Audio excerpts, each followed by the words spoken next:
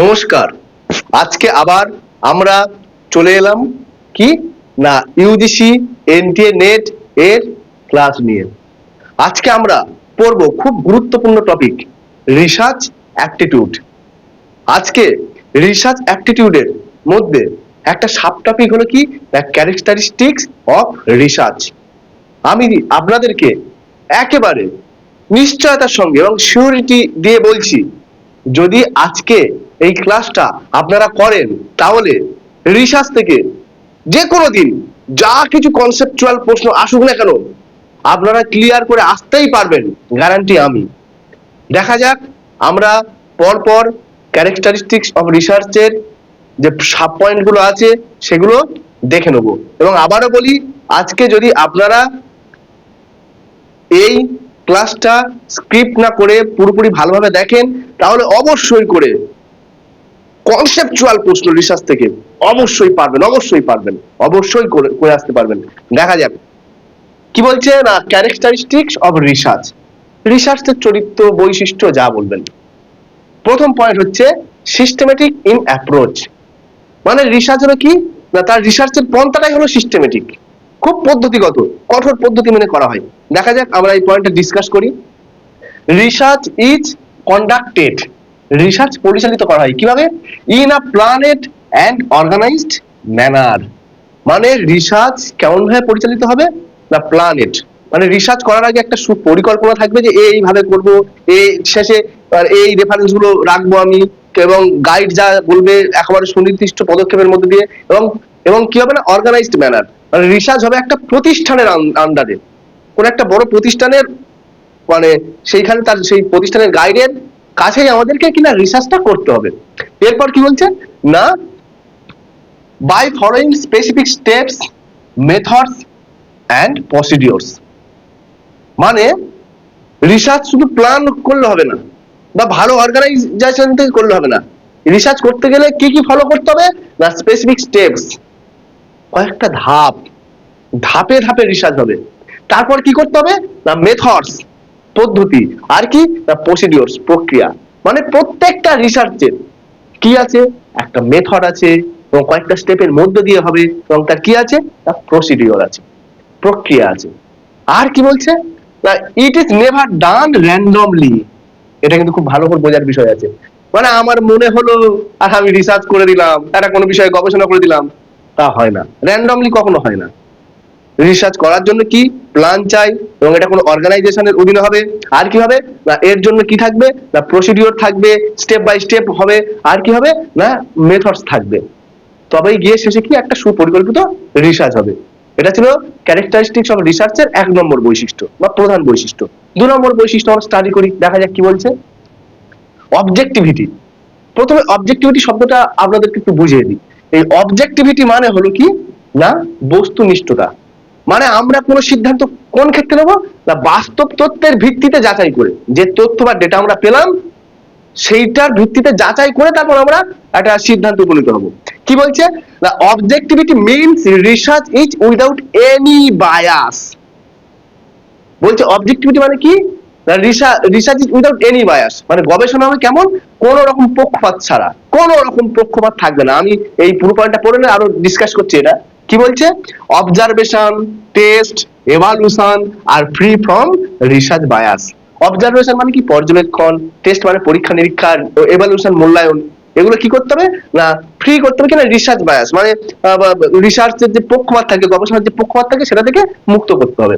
আমি এই পয়েন্টটা একটু ডিসকাস করি, আপনারা বুঝতে পারবেন। ধরে নিন আমার যে গাইড, আমি যার কাছে গবেষণা করতে গেলাম, সে আমার কোনো ফ্যামিলির কোনো মেম্বার, আর কি কোনো সম্পর্কিত। সে ফ্যামিলির মেম্বার হওয়ার কারণে আমি ভুলভাল যদি গবেষণা করি, ভুলভাল পদ্ধতিতে কিংবা ভুলভাল ডেটা কালেকশন করি, ভুলভাল থিওরি লিখি, তাহলে তিনি কি আমাকে সেই রিসার্চটা কি অ্যাওয়ার্ড করবেন? নিশ্চিত নয়। যেটা ভুল সেটা ভুল, কোন রকম বায়াস থাকলে হবে না, পক্ষপাত থাকলে হবে না। এটাকেই বলবো অবজেক্টিভিটি। মানে কি দাঁড়াচ্ছে, objectivity means research is without any bias. Objectivity তখনই হবে যখন কি রিসার্চে কোনো বায়াস থাকবে না, কোনো পক্ষপাত থাকবে না। 3 নম্বর পয়েন্টটা দেখে নেওয়া যাক কি বলছে, এমপেরিক্যাল।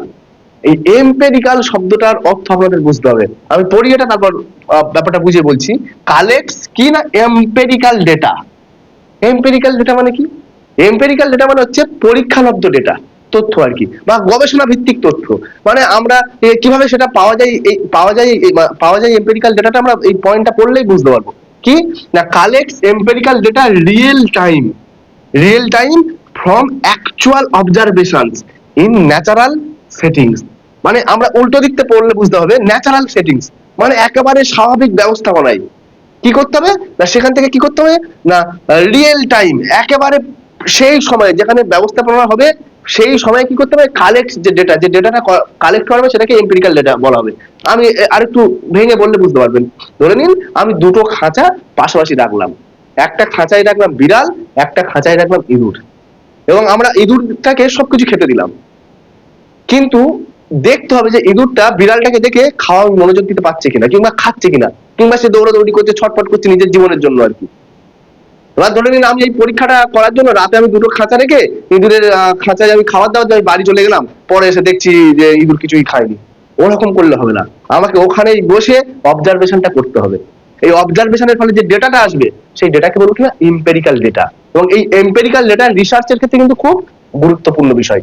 এবার আসি 4 নম্বর পয়েন্টে, কি বলছে না লজিক্যাল। লজিক্যাল কি না, every step of research is supported by deductive and inductive reasoning. মানে রিসার্চের প্রত্যেকটা স্টেপ কি হবে না, প্রত্যেকটা স্টেপ কি হবে না সাপোর্টেড, কি দ্বারা সাপোর্টেড হবে, ডিডাকটিভ অ্যান্ড ইনডাকটিভ রিজনিং। এবার ডিডাকটিভ রিজনিং কি আর ইনডাকটিভ রিজনিং কি, আমি এই নিয়ে আমার চ্যানেলে বিস্তারিত ভিডিও করেছি, আপনারা দেখে নিতে পারেন। এবার কি বলছে, মানে রিসার্চের প্রত্যেকটা ধাপ হবে লজিক্যাল, এবং সেই ধাপ কি না ডিডাকটিভ এবং ইনডাকটিভ রিজনিং এর দ্বারা সমর্থিত হবে। 5 নম্বর পয়েন্ট কি বলছে, রিপ্লাইকেবল, ভেরিফাইয়েবল, জাস্টিফাইয়েবল। রিপ্লাইকেবল মানে কি, মানে যা হচ্ছে পুনরাবৃত্ত, মানে যা আবার একইভাবে একই প্রসেসে করা যায়। ভেরিফাইয়েবল মানে আমরা প্রত্যেকে জানি যাচাই করা, জাস্টিফাইয়েবল মানে বিচার করা। দেখা যাক কি বলছে, পয়েন্টটা পড়ে আর কি, আদার রিসার্চার্স মে টেস্ট করতে পারে কি ভ্যালিডিটি, বৈধতা বা যথাযথ, দি আউটকাম মানে কি বলছে, আমি একটা ধরে নিন গবেষণা করলাম, সেই গবেষণা ঠিক কিনা সেটা কি অন্য রিসার্চার্স, অন্য গবেষক কি সেটাকে বিচার করতে পারে, এবং মানে সেটা সেই ফলাফলটা যথাযথ হয়েছে কিনা, বৈধ হয়েছে কিনা, তার ভ্যালিডিটি রয়েছে কিনা সেটা সে বিচার করতে পারে। কিংবা ওর কি বলছে, other researchers can repeat the same method and obtain similar results. মানে অন্য রিসার্চার কি, অন্য গবেষক কি করতে পারে, রিপিট করতে পারে সেম মেথড। মানে আমি ধরে নিন কোনো একটা গবেষণা করলাম, যে পদ্ধতিতে গবেষণাটা করলাম সেই একই পদ্ধতিতে অন্য গবেষক কি রিপিট করতে পারে, একই পদ্ধতি রিপিট করলো, করার পর কি বলছে, পুনরাবৃত্ত করলো, করার পর কি দেখা যাচ্ছে না অবটেইন সিমিলার রেজাল্টস। যদি একই রেজাল্ট অর্জন হয় বা একই রেজাল্ট আসে, অবটেইন সিমিলার রেজাল্টস, যদি একই রেজাল্টটা আসে তাহলে কি জানবো, রিসার্চটা ভেরিফাইবেল হবে, তার যাচাইকরণ হলো বা রিপ্লাইকেবল হবে, মানে মোটামুটি ঠিকঠাক হলো বা জাস্টিফাইবেল হবে। তাহলে আমরা কি দেখলাম যে অন্য কোনো গবেষক, আমি যে পদ্ধতিতে গবেষণা করেছি, যদি সেই পদ্ধতিতে সে গবেষণা করে যদি একই ফলাফল লাভ করে, তাহলে যে গবেষণাটা হয়েছে বা যে রিসার্চ হয়েছে সেটা যথাযথ, তার সেটা ভ্যালিড। এরপর কি বলছে দেখা যাক, কন্ট্রোল লেভেলটা কি না নিয়ন্ত্রণাধীন আর কি, নিয়ন্ত্রণ করা, কি নিয়ন্ত্রণ করা না ক্যান কন্ট্রোল করতে হবে, and minimise the influence of unrequired factors while testing causality between two variables। মানে কি বলছে না কন্ট্রোল করতে হবে, কি না মিনিমাইজ ইনফ্লুয়েন্স, সামান্য কোনো কিছুর প্রভাব, অফ আনরিকোয়ার্ড ফ্যাক্টরস, অন্যান্য ঘটনা, যখন কি না যখন while causality মানে কার্যকারণ সম্পর্ক খোঁজাবে বিটুইন টু ফ্যাক্টরস, দুটো ঘটনার মধ্যে যখন কি কার্যকারণ সম্পর্ক ঘটছে, তখন অন্য কোনো জিনিস যেন সেই দুটো ঘটনাকে ইনফ্লুয়েন্স না করে, প্রভাবিত না করে। এইটা কি যে রিসার্চার্স হবে বা যে গবেষক হবে তাকে লক্ষ্য রাখতে হবে। পরের পয়েন্ট কি বলছে, জেনারেলাইজেবল। এই জেনারেলাইজেবল মানে কি সাধারণীকরণযোগ্য বা সর্বজনীন। দেখা যাক আমরা পয়েন্টটা পড়ি, স্যাম্পল রেজাল্টস মানে নমুনা থেকে যে রেজাল্ট আসবে, apply to entire population from where sample is collected. মানে কি বলছে, যে জনজাতি থেকে আমরা কি করলাম না স্যাম্পলটা কালেক্ট করলাম, সেটা কি করতে হবে না সেটা আমরা আবার কি করবো, অ্যাপ্লাই করব সেই জনজাতির ওপর। করার পর যদি আমরা সেই সেম রেজাল্টে আসে, তাহলে কি হবে? তাহলে আমরা জানবো যে রিসার্চটা যথাযথ হয়েছে বা তার ভ্যালিডিটি হয়েছে আর কি। এবার আসি কি না 8 নম্বর পয়েন্টটা কি না এথিক্যাল, অর্থাৎ কি নৈতিক দিক আর কি। রিসার্চ করার সময় একজন রিসার্চার বা গবেষক যে নৈতিক দিকগুলো ফলো করবে সেটাই কি বলছে না রিসার্চার্স ইনভ্যারিয়েবলি ফলো শব্দটার অর্থ কি জানেন? ইনভ্যারিয়েবলি শব্দটার অর্থ হচ্ছে অবিচ্ছিন্নভাবে বা কঠোরভাবে কি ফলো করবে কি না মরাল প্রিন্সিপালস, একেবারে মুখ্য যে নৈতিকতাগুলো আছে in the process of conducting their research. তারা যখন রিসার্চ করবে, পরিচালনা করবে, মানে তারা যখন গবেষণা করবে, তারা প্রধান বা মূল যে নৈতিক বিষয়গুলো আছে সেগুলো কি খুব কঠোরভাবে ফলো করবে। এখন মূল নৈতিক বিষয়গুলো কি না প্রথম হচ্ছে ক্রেডিবিলিটি, মানে আপনি যেখান থেকে বিশ্বাসযোগ্যতা, আপনি যেখান থেকে ওই রেফারেন্স গুলো আনছেন, যার যা রেফারেন্স সেগুলো উল্লেখ করা, ঠিকঠাক উল্লেখ করা, যথাযথ উল্লেখ করা, যথাযথ বিবিলিওগ্রাফি বা নির্ঘণ্টপঞ্জি শেষে দেওয়া, কিংবা অপরের থিসিস কি বা অপরের থিওরি চুরি করে না চেপে দেওয়া। এইটা কিন্তু করলে হবে না। একজন গবেষকের খুব কঠোরভাবে তার যে রিসার্চের পদ্ধতি এবং খেটে খুঁটে একটা থিওরি বা থিসিস লিখতে হবে। বোঝা গেল? তাই কি করবে, এইটাকেই আমরা বলবো এথিক্যাল, মানে রিসার্চের নৈতিক দিকগুলো আর কি। এরপরে কি বলছে পয়েন্টটা না সাইকেলিক মানে কি এটা চক্রাকার, মানে রিসার্চ হতেই থাকবে, একেবারে হতেই থাকবে। দেখা যায় কি বলছে starts research with a question or problem and generates মানে উৎপন্ন করা কি new question for further research.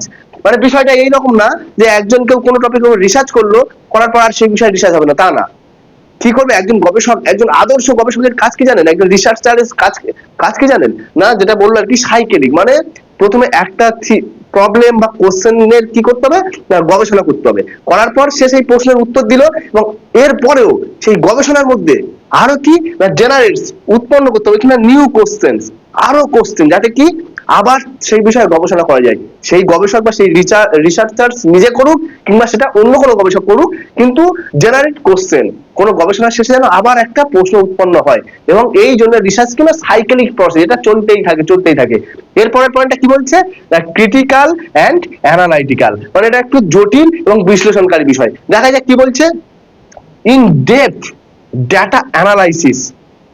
তাহলে রিসার্চ করার সময় কি করতে হবে না ডেপথে গিয়ে ডাটাকে অ্যানালাইসিস করতে হবে, মানে যে ডাটা আমরা বা যে তথ্য পাচ্ছি সেগুলো কি করতে হবে একেবারে ডেপথে গিয়ে গভীরে গিয়ে অ্যানালাইসিস করতে হবে, তার মানে অবজারভেশন করতে হবে, তার যথাযথ কিনা সেটা আর কি। এরপর কি বলছে না এলিমিনেটিং এরর্স অর অ্যানোমালাইজ। এলিমিনেটিং মানে কি বাদ ছাঁটটা দেওয়া, বাদ দেওয়া, কি করতে হবে না এরর্স, যে ভুল ভ্রান্তি গুলো আছে, যে ত্রুটিগুলো আছে, অথবা কি অ্যানোমালাইজ শব্দের অর্থ হচ্ছে অসঙ্গতি বা বিশৃঙ্খলা বা অনিয়ম, অর্থাৎ যে অনিয়ম, যে অসঙ্গতি, যে বিশৃঙ্খলা গুলো আছে সেগুলো কি করতে হবে এলিমিনেট করতে হবে, সেটাকে বাদ দিতে হবে। তারপরে কি বলছে অ্যান্ড ক্রিটিক্যাল এক্সামিনেশন, খুব জটিল ভাবে পরীক্ষা নিরীক্ষা করতে হবে। কিসের জটিল ভাবে পরীক্ষা নিরীক্ষা করতে হবে? এক্সিস্টিং নলেজ এন্ড ফাইন্ডিংস, মানে খালি চোখে আমরা যেগুলো দেখতে পাচ্ছি ফাইন্ডিংস খুঁজে পাচ্ছি, এবং এক্সিস্টিং নলেজ মানে যে জ্ঞানটা প্রেজেন্ট আছে, যে জ্ঞানটা বর্তমানে আছে, সেটাকে কি করতে হবে না সেটাকে ক্রিটিক্যাল এক্সামিনেশন, একটা কঠোর পরীক্ষা নিরীক্ষা করতে হবে, এবং যাতে সেটা কি আরো যথাযথ আরো ডেভেলপ হয়। এটা হলো কি রিসার্চ ক্যারেক্টারিস্টিক্স এর একটা অন্যতম বৈশিষ্ট্য। এবার আসি কি না 11 নম্বর পয়েন্টটা কি না ক্রেডিবিলিটি বাংলা অর্থ হলো কি না বিশ্বাসযোগ্যতা। কি বলছে দি অ্যাকুরেট রেফারেন্স, মানে যথাযথ সঠিক রেফারেন্স, একেবারে অ্যাকুরেট রেফারেন্স, যথাযথ সঠিক রেফারেন্স কি করবে ইন রিসার্চ এনহান্স, উন্নতি করবে দি ক্রেডিবিলিটি অফ রিসার্চ, মানে রিসার্চের বা গবেষণার যে বিশ্বাসযোগ্যতা, সেই বিশ্বাসযোগ্যতাকে কি করবে না এনহ্যান্স করবে, উন্নতি করবে। কোনটা না অ্যাকুরেট রেফারেন্স, যথাযথ রেফারেন্স, সেটাই কি করবে না রিসার্চ বা গবেষণার বিশ্বাসযোগ্যতাকে উন্নতি করবে। বাট কিন্তু fake reference decrease the credibility of research, মানে কি বলছে কেউ কোনো গবেষণা করার পর তার যখন বিবিলিওগ্রাফি বা নির্ঘণ্টপঞ্জি লিখতে হচ্ছে, সে তখন কি করছে না ফেক রেফারেন্স দিচ্ছে, ভুলভাল রেফারেন্স, সত্যিকারের যে কৃতজ্ঞতা স্বীকার আর কি সেটা সে করছে না। বা কোথায় থেকে কে মানে সেই তথ্যগুলো ডেটাগুলো সংগ্রহ করেছে কোনো রিসার্চের থিসিস লেখার সময়, সে সেই বিবিলিওগ্রাফিতে কি যথাযথ ভাবে সেটা উল্লেখ করছে না। তাহলে সেটার কি না সেই রিসার্চ বা গবেষণার যে ক্রেডিবিলিটি, বিশ্বাসযোগ্যতা কি করবে, নষ্ট করবে। ফেক রেফারেন্স সবসময় নষ্ট করে, আর যদি কি হয় না একেবারে অ্যাকুরেট রেফারেন্স, যথাযথ সঠিক রেফারেন্স কি করে, ইনক্রিজ করে রিসার্চের ক্রেডিবিলিটি বা বিশ্বাসযোগ্যতা। আচ্ছা, আশা করছি এই পয়েন্টটা আপনারা বুঝতে পারলেন। এরপরের পয়েন্ট কি বলছে, রিলায়াবিলিটি। রিলায়াবিলিটি বলতে নির্ভরযোগ্যতা। কি বলছে দেখা যাক, ইফ এনি রিসার্চ, যে কোনো গবেষণা, yields similar results as time, বলছে যে কোনো গবেষণা যদি ইয়েলস মানে প্রকাশ করে বা জন্ম দেয় কি না সিমিলার রেজাল্টস, একই রেজাল্ট কি না এজ টাইম, প্রত্যেকবার, তাকে কি বলবো, একেবারে শেষের দিকে চলে যাই, তাকে বলছে ইট ইজ টু বি সেই টু বি রিলায়েবল রিসার্চ। সেই রিসার্চকে কি বলবো, নির্ভরযোগ্য গবেষণা বা রিলায়েবল রিসার্চ। কিভাবে হবে রিলায়েবল রিসার্চ, রিসার্চটা আমরা কিভাবে বুঝবো এই রিসার্চটা রিলায়েবল হয়েছে বা ঠিকঠাক যথাযথ হয়েছে? কি বলছে না, it is undertaken with similar population in the given context. মানে কোনো একটা গবেষণা সেটা রিলায়েবল রিসার্চ হয়েছে কিনা, যথাযথ হয়েছে কিনা কিভাবে বুঝবো না, তাকে কি যে কোনো গবেষণাকে কি আন্ডারটেকেন সিমিলার পপুলেশন, মানে একই যে জনজাতি বা যে লোকগুলোর উপর সেই গবেষণাটা করা হয়েছে তাদেরকে নিতে হবে। নেওয়ার পর কি বলছে, এবং গিভেন কনটেক্সট একই সম্বন্ধে, এবং কি বলছে এন্ড উইথ সিমিলার প্রসিডিওরস একই পদ্ধতিতে। তাহলে কি করতে হবে, একই জনজাতি এবং একই পদ্ধতিতে সেই রিসার্চটা নিতে হবে। নেওয়ার পর কি, যদি কি না যদি যদি research yield similar result as time, এবং সেই রিসার্চ যদি প্রত্যেকবার একই রেজাল্ট দেয়, তবে তাকে বলবো আমরা কি, রিলায়েবল রিসার্চ, এখন যথাযথ বা নির্ভরযোগ্য গবেষণা। এরপরে একেবারে শেষ পয়েন্ট চলে আসি, কি বলছে না ভ্যালিডিটি। ভ্যালিডিটি মানে কি, আমরা জানি বৈধতা, যথাযথ ইত্যাদি ইত্যাদি। কিভাবে বুঝবে একটা রিসার্চ ভ্যালিড হয়েছে, কি বা মানে কিংবা রিসার্চের ভ্যালিডিটি কোনটা, নাকি ভ্যালিডিটি ইন রিসার্চ কি mainly stands for accuracy of procedures. তাহলে রিসার্চের ভ্যালিডিটি কোনটা, অ্যাকুরেসি অফ প্রসিডিওরস, মানে যে পদ্ধতিতে গবেষণা বা রিসার্চ করা হচ্ছে সেটা কতটা যথাযথ, সেটা কতটা অ্যাকুরেট, সেটাকেই বলবো কিনা ভ্যালিডিটি। আর কাকে ভ্যালিডিটি বলছে না, রিসার্চ ইনস্ট্রুমেন্ট, টেস্ট এটসেট্রা, মানে যে যন্ত্রপাতিগুলোর সাহায্যে কি রিসার্চ করা হচ্ছে, যে ইনস্ট্রুমেন্ট গুলোর সাহায্যে, এবং যে টেস্ট যে পরীক্ষা নিরীক্ষা করা হচ্ছে, সেগুলোকেই আমরা কি বলবো, রিসার্চ এর ভ্যালিডিটি। এই ছিল আজকে কি ক্যারেক্টারিস্টিক্স অফ রিসার্চ। আপনারা আশা করছি যদি এই ভিডিওটা পুরোপুরি এই পর্যন্ত দেখে থাকেন, আমি শিওর যে কনসেপচুয়াল প্রশ্নগুলো রিসার্চ থেকে আসে সেগুলো আপনারা ঠিকঠাক করে আসতে পারবেন। এবং আপনাদের যদি কোনো বিষয়ে, গবেষণার বিষয়ে বা ধরে নিন রিসার্চ মানে আমাদের ইউজিসি এনটিএনএট পেপার 1 এর যে টপিকগুলো আছে সেই টপিকগুলোর ভিডিও চাই, তাহলে অবশ্যই কমেন্টে জানাবেন। আমি সেই টপিকগুলোর উপর ভিডিও করে আপনাদের জন্য ইউটিউবে আনবো। আর কি পাশাপাশি শেয়ার করুন, লাইক করুন, আর যদি মনে হয় এই চ্যানেলটা আপনার উপকারে লাগছে, প্রয়োজনে আসছে, তাহলে অবশ্যই সাবস্ক্রাইব করুন। নমস্কার।